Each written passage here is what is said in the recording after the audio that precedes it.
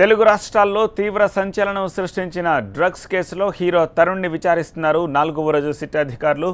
కెల్విన్తో తరుణ్కు పరిచయం ఉందా? కెల్విన్ ఎవరి ద్వారా పరిచయం అయ్యాడు? ఎంతకాలం నుంచి ఈ పరిచయం కొనసాగుతోంది? డ్రగ్స్ తీసుకునే అలవాటు ఉందా మీకు? ఎవరైనా డ్రగ్స్ సరఫరా చేశారా? లాంటి ప్రశ్నల్ని సిట్ అధికారులు ఇవాళ తరుణ్ని విచారణలో భాగంగా అడగనున్నారు. ఈ ఉదయం 9 గంటల 10 నిమిషాలకే తరుణ్ సిట్ కార్యాలయానికి చేరుకున్నాడు. తన తండ్రి చక్రపాణితో కలిసి ఇంటి నుంచి సిట్ కార్యాలయానికి వచ్చాడు తరుణ్. ఆ వచ్చినప్పటి దృశ్యాల్ని TV9 స్క్రీన్పై మీరు చూస్తున్నారు.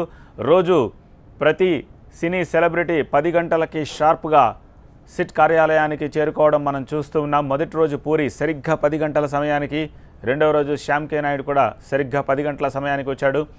నిన్న సుబ్బరాజు పావు గంట ముందుగానే సిట్ కార్యాలయానికి చేరుకున్నప్పటి దృశ్యాలను కూడా చూసాము. ఇవాళ తరుణ్ 9 గంటల 10 నిమిషాలకే చాలా ఎర్లీగా వచ్చారు. ఒకవేళ సిట్ అధికారులు విచారణలో భాగంగా రాత్రి వరకు విచారణ కొనసాగుతుంది కాబట్టి ఎర్లీగా స్టార్ట్ చేయాలని తరుణ్ని పిలిచారా, లేకపోతే తరుణే చాలా ఎర్లీగా వచ్చాడా అనేది తెలియాల్సి ఉంది. నిన్న సుబ్బరాజు ఇన్వెస్టిగేషన్ మనం చూసాము. రాత్రి చాలాసేపటి వరకు కొనసాగింది. దాదాపు 12:30 గంటల పాటు సుబ్బరాజుని విచారించిన విషయం మనకు తెలిసిందే. ఈ నేపథ్యంలో విచారణ సమయాన్ని కొంచెం ముందుగానే స్టార్ట్ చేస్తే ఎర్లీగా ముగించడం సాధ్యమవుతుందని ముందుగా పిలిచారా అనేది తెలియాల్సి ఉంది. 2009 నుంచి ఆన్ అనే ఓ పబ్ని నిర్వహిస్తున్నాడు తరుణ్. డ్రగ్స్ కేసులో గతంలో ఆరోపణలు ఎదుర్కొన్న తరుణ్ ఆ తర్వాత ఆ పబ్ నుంచి బయటకు వచ్చేశాడు. పబ్ ప్రారంభోత్సవానికి చాలామంది సెలబ్రిటీలు హాజరయ్యారు. ఆ హాజరైన సెలబ్రిటీస్లో ఇప్పుడు డ్రగ్స్ కేసులో ఇన్వెస్టిగేషన్ ఆఫీసర్ ముందు హాజరవుతున్న సినీ సెలబ్రిటీలు కూడా ఉన్నారు. అయితే డ్రగ్స్ సరఫరాపై ఆరోపణలు రావడంతో ఆ పబ్ని తరుణ్ విక్రయించేశాడు. దీంతో పబ్ నిర్వహించిన సమయంలో అతను డ్రగ్స్ వాడాడా, లేకపోతే డ్రగ్స్ను సరఫరా చేశాడా, డ్రగ్స్ని ఎక్కడి నుంచి తెప్పించేవాడు, కెల్విన్తో ఉన్న సంబంధాలు ఏమిటి, ఇలా ప్రతి కోణంలోనూ తరుణ్ని సిట్ విచారిస్తోంది. ఇప్పటికే డ్రగ్స్ కేసులో సినీ డైరెక్టర్ పూరి జగన్నాథ్తో పాటు కెమెరామెన్ శ్యామ్ కే నాయుడు, నటుడు సుబ్బరాజును సిట్ అధికారులు విచారించి కీలక సమాచారాన్ని రాబట్టినట్టు తెలుస్తోంది. నిన్న జరిగిన విచారణలో సుబ్బరాజు పలు సంచలన విషయాలు బయటపెట్టినట్టు తెలుస్తోంది. ఈ నెల 19న పూరి జగన్నాథ్ని, 20న శ్యామ్ కే నాయుడుని, 21న సుబ్బరాజుని విచారించిన సిట్ అధికారులు ఇవాళ తరుణ్ని ఇన్వెస్టిగేట్ చేస్తున్నారు. ఇక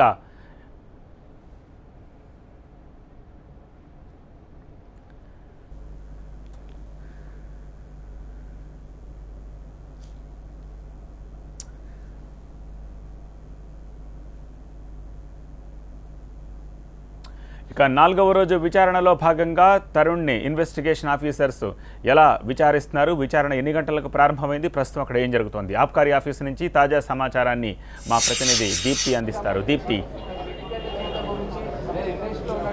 సత్య, మీరు చెప్తున్న దాంట్లో మనం క్లారిటీ తీసుకుంటే మొదటి పాయింట్, తరుణ్ విచారణ ఇవాళ కొంచెం ముందుగా ప్రారంభమైందా అన్న ప్రశ్నకి కాదు అనే సమాధానం చెప్పాలి. ఎందుకంటే తరుణ్ ఇవాళ ఉదయం 9 గంటల 10 నిమిషాలకు వచ్చేసినప్పటికీ ఒకవేళ అతనికి ఇచ్చిన షెడ్యూల్డ్ టైం ప్రతిరోజు కంటే కూడా 10:30 కంటే కూడా ముందుగా ఇచ్చుంటే ఖచ్చితంగా అధికారులు కూడా ఆ సమయానికి ఓ 10 నిమిషాలు ముందుగానే ఇక్కడ ఆఫీస్కి చేరుకునేవారు. కానీ ఆ పరిస్థితి కనిపించలేదు. మనకి చంద్రవదన్ కానీ అలాగే శ్రీనివాసరావు కానీ, సిట్ స్పెషల్ ఇన్ఛార్జ్ శ్రీనివాసరావు కానీ ఇద్దరు కూడా 10:30 సమయానికి ఇక్కడికి చేరుకున్నారు. కాబట్టి తరుణే కొంచెం ముందస్తుగా ఇక్కడ ఆఫీస్కి చేరుకున్నారనేది మనకు చాలా స్పష్టంగా అర్థమవుతోంది. అధికారులు ఆర్వి చంద్రవదన్ అలాగే శ్రీనివాసరావు ఇద్దరు కూడా సరిగ్గా 10 గంటల 30 నిమిషాలకి ఆఫీస్కి చేరుకున్నారు. వరుస క్రమంలో ఇంకొంతమంది స్పెషల్ ఇన్వెస్టిగేషన్ టీం సభ్యులు కూడా వెంటనే వచ్చారు. సో ఇక 10 గంటల 30 నిమిషాలు దాటిపోయింది కాబట్టి ఆల్రెడీ లోపల విచారణ ప్రారంభం అయిపోయింది అన్నది మనం అర్థం చేసుకోవాల్సిన విషయం. ఇప్పుడు 11 గంటలు దాటింది కాబట్టి ఇంకోవైపు అకున్ సబర్వాల్ ఇంతవరకు రాలేదు. అయితే ప్రధానంగా ఇన్వెస్టిగేషన్ చేయాల్సింది స్పెషల్ ఇన్వెస్టిగేషన్ టీం కాబట్టి వాళ్ళు ఇంట్రాగేషన్ ప్రక్రియని ఆల్రెడీ మొదలు పెట్టేశారు. మరోవైపు చంద్రవదన్ కూడా అక్కడ ఆయన సమక్షంలో కూడా పర్యవేక్షణ జరుగుతోంది. ఇక అకున్ సబర్వాల్ ఫోకస్ ప్రధానంగా ఇవాళ పబ్ల మీద ఉండబోతోంది. పబ్కి సంబంధించిన నిర్వాహకులందరినీ కూడా అకున్ సబర్వాల్ మాట్లాడబోతున్నారు.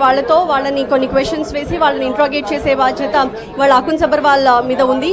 ఆయన ప్రధానంగా దాని మీద ఫోకస్ చేస్తున్నారు. బికాస్ డ్రగ్స్ కంట్రోల్ అడ్మినిస్ట్రేషన్ డైరెక్టర్గా ఉన్నారు అకున్ సబర్వాల్. పబ్స్కి సంబంధించి ఎన్నో ఆరోపణలు ఈ కాలంలో మనం వింటున్నాము. ప్రధానంగా డ్రగ్స్ ఈ స్థాయిలో జనంలోకి వెళ్ళిపోతూ ఉండడం, ఆఖరికి స్కూల్ పిల్లల వరకు వాళ్ళ చేతుల్లో కూడా చేరుతోందంటే ఏ స్థాయిలో మాఫియా అక్కడ నడుస్తోంది అన్నది మనం అర్థం చేసుకోవాలి. దాంతో ఎలా అయితే గుడుంబ రహిత రాష్ట్రంగా తెలంగాణ రాష్ట్రాన్ని ఆవిర్భవించారో అలాగే డ్రగ్స్ ఫ్రీ సిటీగా కూడా ఇప్పుడు హైదరాబాద్ మారాలంటే అది ఇలాంటి ఒక స్కాండల్ ని ఛేదిస్తేనే సాధ్యమవుతుంది అన్నది ప్రధానంగా ఆయన నమ్ముతున్నారు.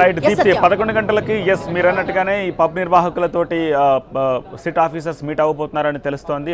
ఏ డైరెక్షన్స్ ఇస్తారనేది చూద్దాము. కానీ పబ్బుల నిర్వాహకుల్ని ఇంట్రాగేట్ చేస్తున్న రోజే తరుణ్ని ఎంక్వైరీకి పిలవడంలో ఏదైనా ఆంతర్యం ఉందా? బికాస్ గతంలో తరుణ్ ఒక పబ్ను నిర్వహించేవాడని చెప్పి మనకు చాలా స్పష్టంగా తెలిసింది. సో ఈ నేపథ్యంలో తరుణ్ దగ్గర నుంచి కూడా ఏమైనా క్లూ తీసుకుని పబ్ నిర్వాహకులకి గైడ్ లైన్స్ ఇచ్చే ఛాన్సెస్ ఉన్నాయంటారా? అందుకనే పూరి గ్యాంగ్లో ఇంకా పూర్తి కాకుండానే తరుణ్ ఇంటర్ఫీర్ చేశారని చెప్పేసి ఇవాళ అనుకోవచ్చా? ఖచ్చితంగా. ఎందుకంటే మీరు అన్నట్టు మనందరికీ తెలిసినట్టు ఆన్ అనే పబ్ని గతంలో 2009లో తరుణ్ ప్రారంభించారు. ఆ తర్వాత కొంతకాలం పాటు దాన్ని రన్ చేశారు. ఆ తర్వాత దాన్ని వేరే వాళ్ళకి విక్రయించేశారు. దానికి కూడా పలు కారణాలు ఉన్నాయి. ఎప్పుడైతే తరుణ్ కెరియర్ డౌన్ అయిందో అప్పుడు తరుణ్ ఇంకా వేరే ఆల్టర్నేటివ్ కోసం ఆలోచించారు. ఈ క్రమంలోనే పబ్ బిజినెస్లోకి ఆయన వెంచర్ చేశారు అన్నది ప్రధానంగా మనకు తెలుస్తోంది. అయితే ఎప్పుడైతే 2009 నుంచి ఆయన కెరియర్ కొంచెం డౌన్ఫాల్లో మనకు కనిపించిందో అప్పుడు వెంటనే తరుణ్ బ్యాంకాక్కి వెళ్ళినట్టు, బ్యాంకాక్లో ఈ పబ్ బిజినెస్ సంబంధించి ఆయన కొన్ని ఇన్పుట్స్ అక్కడి నుంచి సేకరించినట్టు, కొన్ని కాంటాక్ట్స్ అక్కడి నుంచి ఆయనకి లభించినట్టు, దాని ద్వారా ఆయన ఇక్కడ పబ్ బిజినెస్ని స్టార్ట్ చేశారు అన్నది మనకు అర్థమవుతోంది. కానీ తెర వెనుక ఈ ఆన్ పబ్ ఏదైతే ఉందో కేవలం తన సెలబ్రిటీ మిత్రులందరూ ఎక్కువగా అక్కడికి వచ్చి రెగ్యులర్ కస్టమర్స్గా ఉండడం మాత్రమే కాదు, దీని వెనక ఒక డ్రగ్ స్కాండల్ కూడా నడిచిందన్న ఆరోపణలు కూడా ఉన్నాయి. ఇప్పటికైతే అవి ఆరోపణలు మాత్రమే, వాస్తవాలు స్పెషల్ ఇన్వెస్టిగేషన్ టీం తన విచారణలో నిగ్గు తేలుస్తుంది. కాకపోతే ఎప్పుడైతే బ్యాంకాక్ వెళ్ళాడో తరుణ్, ప్రధానంగా బ్యాంకాక్ అతను వెళ్ళడానికి కారణం కూడా ఇది అని తెలుస్తోంది. అంతేకాదు తరుణ్ గోవా వెళ్ళడము, బ్యాంకాక్ వెళ్ళడము, తరచూ అక్కడికి ఎందుకు అతను పర్యటన చేస్తూ వచ్చేవాడు, ఆ టూర్స్ ఎందుకు వేస్తూ ఉండేవాడు అన్న దాని మీద కూడా అధికారులు ప్రధానంగా ఫోకస్ చేస్తారు అన్నది మనకు అర్థమవుతున్న విషయం.